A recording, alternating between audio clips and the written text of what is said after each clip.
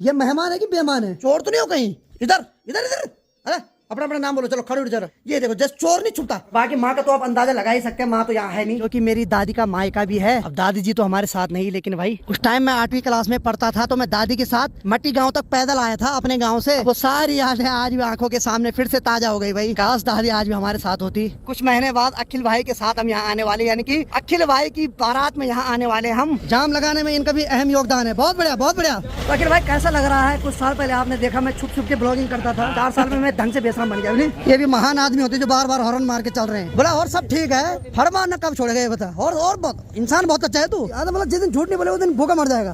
खा ले आराम से खा भाई, कोई दिक्कत नहीं है। और अभी टाइम हो रहा है 6:45। क्या भेजो? सैल्यूट है मेरे माँ के लिए भाई साहब। इधर ही हूँ भाई, इधर दिखा जरा, आंखें दिखा यहाँ। तो चलिए जी, हो गए नए दिन की शुरुआत। और नए दिन की शुरुआत के साथ आज के ब्लॉग की शुरुआत भी कर लेता हूँ। तो हेलो दोस्तों, क्या हाल चाल है? मैं बिल्कुल मस्त हूँ। उम्मीद है आप लोग जहाँ होंगे स्वस्थ होंगे, मस्त होंगे, परिवार के साथ व्यस्त होंगे। मेरा नाम है रविंद्र भागुणा और स्वागत करता हूँ आपका देवभूमि उत्तराखंड की इस खूबसूरत से गाँव धनोत्री गाँव से। तो देखिए जी, मौसम की बात किया तो मौसम तो पूरा नीला और बाकी सामने सूर्यदेव दर्शन दे रहे हैं। बाकी उड़ते ही जैसे ही गांव की चारों तरफ नजर पड़ती तो भाई मातृ शक्ति लगी रहती है काम पे।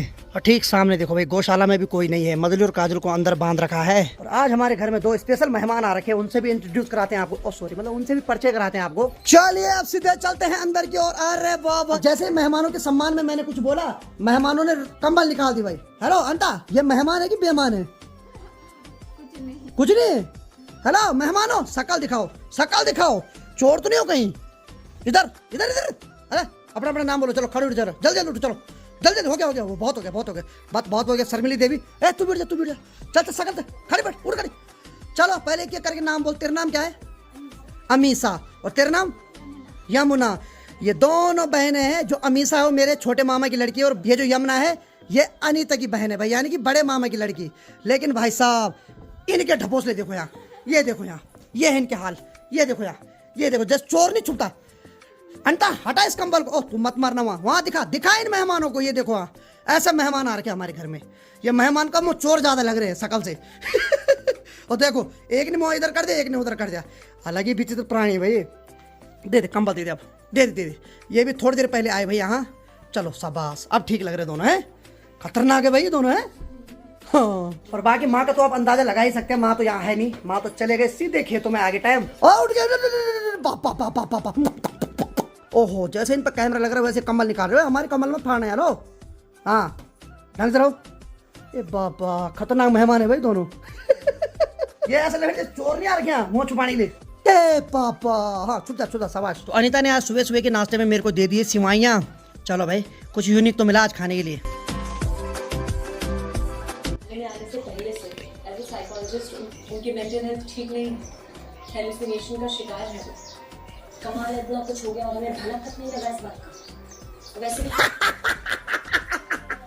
अरे मैं तो छापा मार रहा था। हैं इन दोनों डाकुओं को कैसे पता चल रहा भाई कि मैं कैमरा फिट कर रहा हूँ? अरे यार हद यार, कसम से। तो चलो भाई, समय अभी 11:41 हो रहे हैं। और अभी मेरी तैयारी हो गई यहाँ से 14 किलोमीटर दूर, यानी कि लमगांव मार्केट में जाने की। तो वहाँ 1-2 काम है, उनको निपटाऊंगा। और वहाँ अखिल भाई भी आ रखा है, और सुनने में आया कि ब्रिजेश बोला भी आ रखा है, तो उनसे मुलाकात कर लेता हूँ थोड़ा। वहाँ बहुत समय से घर के ही ब्लॉग आप देख रहे हैं, तो आज आप थोड़ा यूनिक ब्लॉग देखेंगे। बाकी ठीक सामने पे देखो अपने सुख दुख की साथी, यानी कि धन्नो भी वहाँ पर रेडी हो रखी है। और ये तीनों अंदर बैठ रखे। हेलो चलो मैं जा रहा हूँ, ठीक है? आगे मैं थोड़ी देर में है, ठीक है? यमुना अमीसा, ठीक है? आराम से देखो टीवी है। आज यही रहना, कल जाना, ठीक है? ओके, आज आराम करो, बहुत थक लग गया होगा तुम्हें ऊपर काम करते करते, ठीक है? बोले आज इन 2 पत्थरों को अपने साथ रख। चलो भाई निकलता हूँ यहाँ से लमगांव मार्केट के लिए। तो चलो भाई निकलते हैं यहाँ से लमगांव मार्केट के लिए। और लमगांव मार्केट की दूरी हमारे गाँव से लगभग 14 से 15 किलोमीटर दूर है। तो काफी समय बाद आज अपने गांव से थोड़ा दूर के लिए जा रहा हूं, और उसी बहाने थोड़े नए नए नज़ारे देखने को मिलेंगे। अब अगले महीने से जैसे ही बाबा केदारनाथ के कपाट खुल जाएंगे, वैसे इस रोड पर बहुत ज्यादा चहल पहल बनी रहती है, और कई बार एक्सीडेंट भी होने का खतरा होता है। अभी तो सड़क बिल्कुल सुनसान हो रखी है, लेकिन भाई अगले महीने से तो इस सड़क पर चलना बहुत खतरे से खाली नहीं होगा। और हर साल कोई न कोई एक्सीडेंट होने की खबर सुनाई देती है। तो पहाड़ों में वह जितने भी लोग यात्रा पर आ रहे हैं भाई, थोड़ा सेफली होकर चलें, क्योंकि घर में आपका कोई इंतजार कर रहा है। वो बोलते ना, ये जिंदगी ना मिलेगी दोबारा। तो इसलिए आराम से चले, जितना आराम से चलेंगे उतनी आपकी सुरक्षा ज्यादा बनी रहेगी। तो ठीक सामने है दहतराज देवता जी का मंदिर। यहाँ अक्सर आपको चारों तरफ चीड़ के ही पेड़ दिखाई देंगे, इस वजह से यहाँ इतना ठंडा नहीं है। लेकिन जैसे यहाँ से ऊपर की साइड 14 किलोमीटर आगे चौरंगी खाल जाएंगे, वहाँ तो बांज के ही पेड़ हैं। वहाँ तो भाई जून के महीने में भी कंबल ओढ़ने का मन करता है। अब देखो भाई, यहाँ पर एक गाय मरी थी, इसको बाघ ने खाया था आज से 4 महीने पहले, अभी भी ऐसी है। अब जाकर गाय की हड्डी हड्डी दिखाई दे रही है। पिछले महीने तक तो वहाँ पूरी ऐसी गाय पड़ी हुई थी। अब जैसी जैसी गर्मी आएगी वैसी वैसी अब बैक्टीरिया ज्यादा बढ़ जाते हैं। लेकिन कुल मिला के ये बात है कि पहाड़ों में, सड़कों में हमेशा खतरा रहता है, एक्सीडेंट का भी और जंगली जानवर का भी। अब देखिए जी, इस बैंड के किनारे पे एक छोटा सा यहाँ पर ढाबा खुला हुआ रहता है। 6 महीने तक तो ये बंद रहता है, लेकिन जैसे यात्री सीजन खुल जाता है वैसे ही ये ढाबा भी खुल जाता है। और यही रोड जा रही है आगे केदारनाथ के लिए। और यहाँ से अगर इधर के लिए जाऊँ तो यहाँ से सीधे जा रही है गंगोत्री के लिए। तो मुझे अभी आगे जाना है, क्योंकि ये रोड आगे से एक साइड केदारनाथ के लिए कटती है और एक साइड लमगांव के लिए कट जाती है। तो जैसे अपने गांव से 6-7 किलोमीटर आगे आया, वैसे यहाँ गर्मी का एहसास होने लग गया है। एक्चुअली इधर साइड बहुत ज्यादा गर्मी है भाई। और यहाँ जो खेतों में गेहूं बोए हुए रहते हैं वो हमारे गांव के मुकाबले जल्दी पक जाते हैं। और देखिए जी, यहाँ से जो लेफ्ट साइड रोड जा रही है, ये जा रही है मट्टी गाँव, जो की मेरी दादी का मायका भी है। अब दादी जी तो हमारे साथ नहीं, लेकिन भाई ये रास्ता जाता है उनके गांव के लिए। और यहाँ से मट्टी की दूरी है 2.5 किलोमीटर। अब मुझे याद है 2008 की बात है, उस टाइम मैं 8वीं क्लास में पढ़ता था। तो मैं दादी के साथ मट्टी गांव तक पैदल आया था अपने गांव से। उस जमाने अपने पास गाड़ी नहीं थी, ना ही उतनी गाड़ियां रोड पर चलती थी। तो मैं और दादी सुबह निकले थे गाँव से और दिन में यहाँ पहुँच गए थे भाई। अब वो सारी यादें आज भी आंखों के सामने फिर से ताजा हो गई भाई। अब क्या ही कर सकते हैं भाई, आंखों में आंसू ही आ सकते हैं और कुछ नहीं हो सकता। अब काश दादी आज भी हमारे साथ होती। ठीक सामने जो गांव दिखाई दे रहा है, ये है धनेटी गांव। कुछ महीने बाद अखिल भाई के साथ हम यहाँ आने वाले, यानी कि अखिल भाई की बारात में यहाँ आने वाले हम। परसों जब मेरे गांव में लाइट नहीं आ रही थी और ना ही नेटवर्क आ रहा था, तो मैं इस रोड से ऊपर गया था वीडियो अपलोड करने के लिए। तो सफर में आगे बढ़ते हुए ब्रिजेश बोला मिल गया। हाँ बोला ले जा रहा सवारी, ले जा, अभी वापस फिर लमगांव। अच्छा फिर आएगा अभी? मैं सोचा वही होगा तो अभी अभी मैं जाऊंगा अभी। चल ठीक है, फिर आ जा, फिर लमगांव में इंतजार कर रहा हूँ। ठीक है ठीक है ठीक है ठीक है। तो चलो भाई, ब्रिजेश बोला तो मुझे यहीं पे मिल गया भाई। चलो भाई, ब्रिजेश बोला तो मुझे पहले ही मिल गया। बाकी चलो अब थोड़ी देर में आएगा वो लमगांव। देखिए जी, थोड़ा सा आगे से अब केदारनाथ की रोड कटने वाली है।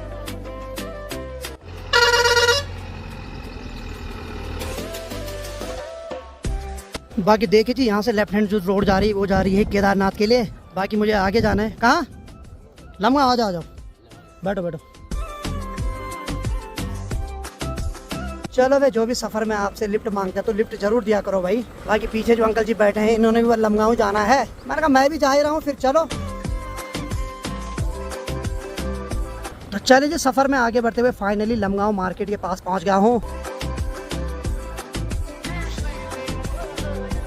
चलो भाई, लमगांव आते ही अगर जाम ना मिले तो ऐसा हो नहीं सकता भाई। अब देखिए जी, यहाँ का जो मुख्य पोस्ट ऑफिस है वो ठीक सामने पे है। अखिल भाई भी अक्सर यहीं आते हैं अपने काम से। अभी तो अखिल भाई आगे जा रखा कहीं, तो वो आने वाला थोड़ी देर में। अब देखिए जी, लमगांव आते ही 5G के फुल नेटवर्क आ जाते हैं। ये देखो भाई, अखिल भाई भी आ रहे हैं अपने स्वैग में। अरे वाह, आज पैदल आ रहा भाई, बाइक यहीं रखी हुई कहीं अगल बगल। अरे वाह वाह वाह भाई, लमगांव आते ही तुम्हारी चमक डबल हो जाती है यार। सब बढ़िया सब बढ़िया। ठीक है, टीका भी वही लगा रखा। आजकल टीके का थोड़ा मतलब वो स्वैग चेंज हो गया नहीं, पर होता है, जमाने के हिसाब से बदलना पड़ता है भाई, बहुत जरूरी। सही बात है। और क्या, बस बढ़िया बढ़िया भाई, बस थोड़ा काम था इसलिए आया। ठीक है, तो चलिए जी, लमगांव का काम मेरा निपट गया है और बाकी अभी हम इंतजार कर रहे हैं ब्रिजेश बोला का। और देखो भाई, लमगांव में जाम ना लगे तो यार ये पॉसिबल नहीं है। जय हो जय हो। जाम लगाने में इनका भी अहम योगदान है। बहुत बढ़िया बहुत बढ़िया, सही बात है सही बात है, बढ़िया बढ़िया, लगे रहो। तो अभी हम थोड़ा मार्केट घूम रहे हैं पैदल। बाकी भाई कैसा लग रहा है? कुछ साल पहले आपने देखा मैं छुप छुप के ब्लॉगिंग करता था, आज ऑन मार्केट कर रहा हूँ, वो भी लमगांव मार्केट। बहुत बड़ा मार्केट है। बिल्कुल बिल्कुल दिख रहा है ना, वही तो जैसे तुम पहले कर रहे थे वैसे मैं अभी कर रहा हूँ। मतलब मैं टाइम पे मैं ऐसा करूँ जैसे तुम कर रहे हो। 4 साल में मैं ढंग से बेचना बन गया। हर कोई देख रहा है, पहचान भी हर कोई है। बनना भी जरूरी है। सही बात है, नहीं तो भूखे मर जाएंगे साहब। अब एक चलील आदमी आने वाला है ब्रिजेश, बेब को बना रहा हमको बार बार। नहीं वही तो इतने में इंसान ऋषिकेश पहुंच जाता है यार। सही बात, इतने में सड़क पहुंच जाता आदमी। ये भी महान आदमी होते जो बार बार हॉर्न मार के चल रहे हैं, जबकि खाली है रोड, लेकिन नहीं लगा है भाई जी। बचपन में उसको जरूर सीटी मारने की आदत रही होगी। नहीं बार बार वही, सही बात है। सही बात। तो चलो भाई, 10 मिनट बताते बताते बताते बताते आखिरकार हमारा ब्रिजेश बोला आ गया 1-1.5 घंटे बाद। और ये देखो बोला और सब ठीक है, फड़ मारना कब छोड़ेगा ये बता। और बहुत इंसान बहुत अच्छा है तू, लेकिन झूठ बोलना कब छोड़ देगा बस। अब बहुत काम किया तेरा ड्राइविंग का यार, इमरजेंसी होगी कल के दिन है। चलो भाई मेरा काम तो लम्हा मार्केट में था कब का हो गया था, लेकिन क्या करूँ ब्रिजेश बोला, यानी कि हमारा जो फड़बाज बोला है उसको रुका हुआ रहा है। बोला कसम से क्या बोलो, एक चीज त्याग दे आज से, झूठ बोलना, बाकी तो इंसान है। अरे मजबूरी क्या करूँ, मजबूरी मतलब जिस दिन झूठ नहीं बोले उस दिन भूखा मर जाएगा। यार नहीं मजबूरी थी घर जाना, नहीं तो मैं घर नहीं जाता। बाकी देखिए हमारे गांव के मुकाबले यहाँ बहुत ज्यादा गर्मी है भाई। चलो भाई एक बार फिर से लमगांव में जाम लगता हुआ, हर आधे घंटे में यहाँ जाम लगता है भाई।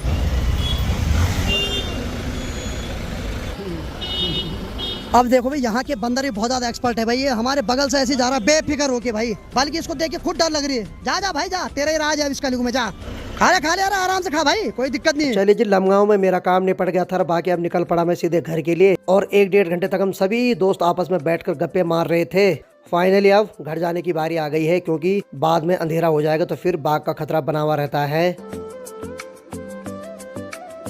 और अभी टाइम हो रहा है 6:45 और भैया आ गए हैं। ओ भाई साहब, और बुआ भी आ गई है।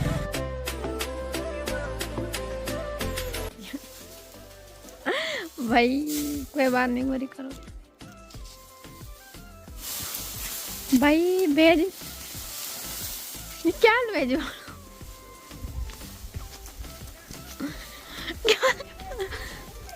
माँ क्या करूं, ठंड तखें जी डाल,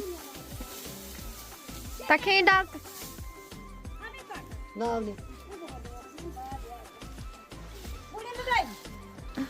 भाई साहब। माँ ने वहाँ पर 2-3 भारी रखी हुई थी, मैंने एक की बार उठा दिया। सैल्यूट है मेरे माँ के लिए भाई साहब, कितना लेके आती भाई माँ। इधर दिखाओ, मेरे तो टांगे ढीले हो गए भाई। यहाँ माँ जी इधर ही हूँ भाई, इधर ही हूँ। बाकी चलो भाई माँ के आने के बाद काजल भी खुश और मधुरी भी खुश, और मधुरी की आंखें चमक रही भाई, जैसे बाकी आंखें चमकती भाई। तेरी भी चमक रही, इधर दिखा जरा, आंखें दिखा यहाँ। ओ भाई साहब ठीक है, तेरी ठीक है, ये चमक रही, मधुरी की आंखें ज्यादा चमक रही भाई। ठीक है माँ, चलो बढ़िया बढ़िया बढ़िया।